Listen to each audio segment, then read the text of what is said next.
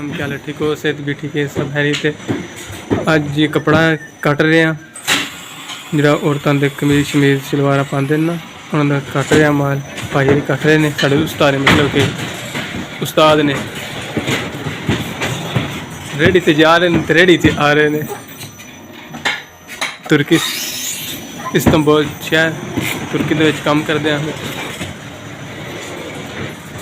मैं फिलहाल कपड़ा बिछा रहे हैं पदरा जा, मैं क्या जी ये बिछा के उस तो बाद उत्ते एक चिट्टा कपड़ा बेटा उस निशान लगे ने कागज़, मतलब कि उस कागज़ के मतलब मुताबिक सारा कटते जाते। ये भाई मुस्तफा ने इन्हों का नाम है।